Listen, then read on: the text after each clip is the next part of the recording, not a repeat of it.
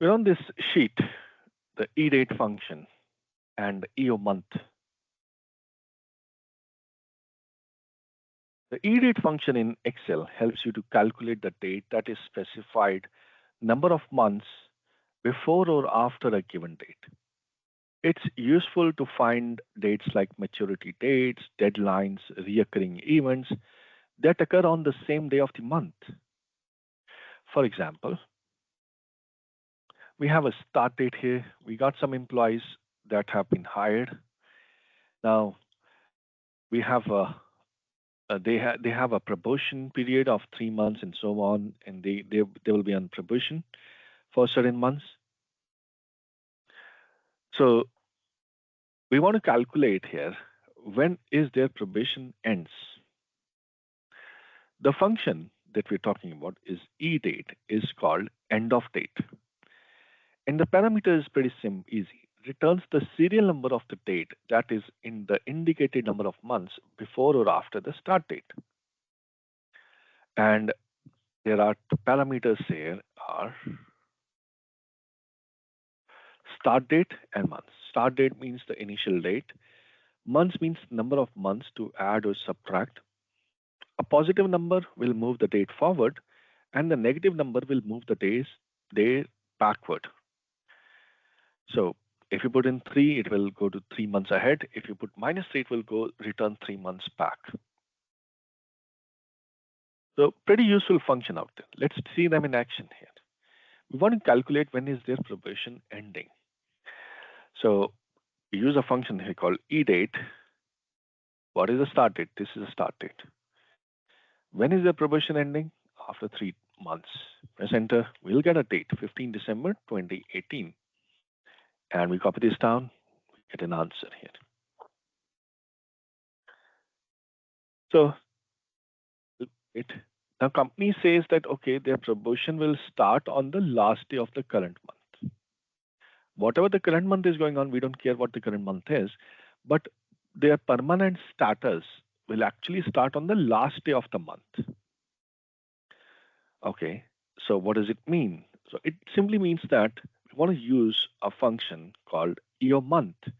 It will give you the EOMONTH calculates the last day of the month that is a specified number of months before or after a given date.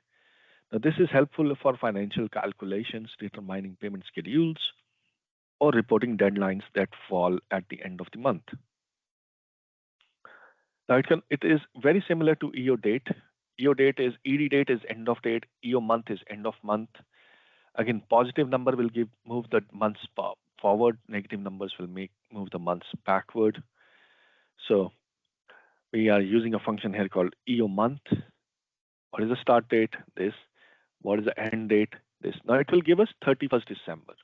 Why? Because the last day of it will all give us the last day of the current month. If the last day is the probation end date, it will remain the same. Now this organization, looking at this data out there, has changed its mind due to financial constraints. They say that, okay, now let's start their permanent status on the first day of the next month. We have a start date here. The company says we want to start the permanent status on the first day of the next month. And you might have already guessed, EDATE means end of date, EOMONTH means end of month. So we'll have a function called FOMONTH, which means the first day of the next month. Right? Wrong. We don't have a function for like this. There's no function for this. So how do we do it?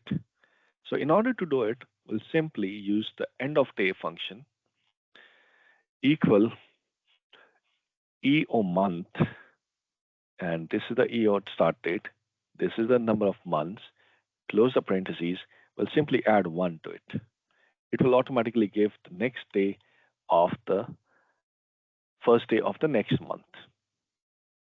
Pretty handy. Some common sense that we can use.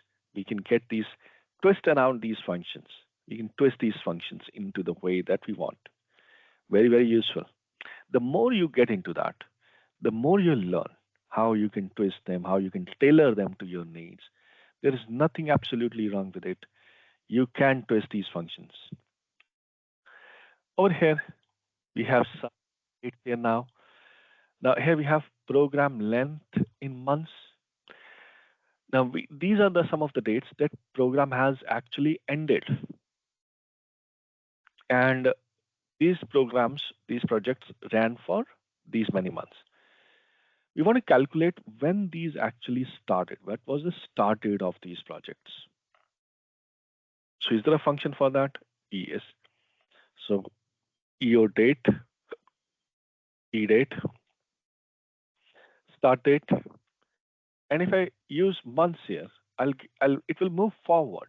It will give me the next day of the next month. Right? 1st November will give me 1st December. But I'll use a negative number instead. Minus, I'll put a minus. It will move backward now. It will move backward 1 month. It will move backwards 13 months. So if you put a minus, it will move minus. If you put 0, it will give you the same month, same date. Right?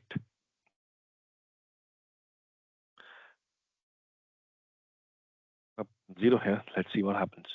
It will give you the same date. But project actually ran for 1 month. So it is going back 1 month here. And similarly, over here, we want to calculate last day of the current month.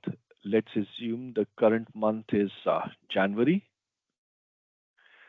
So we want to calculate the last day of the current month. So PO month, start date. Well, start date can be any date. Let's say we want to put a date here, 1st January 2027. So we want to see the last day of this month. So we can use a function EOMonth, EDATE or EOMonth, sorry. Start date is this date, comma, number of months, same month. So we put in 0. So we get 31st January of the current month.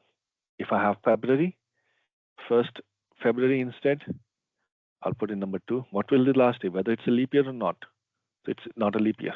So it's 28 February. So most recent billing date. So we want to see most recent billing date. We can again use a negative number. Year month start date will be this minus 1. So it will give us the last day of the previous month. When was the last day of the previous month? And we can copy this format here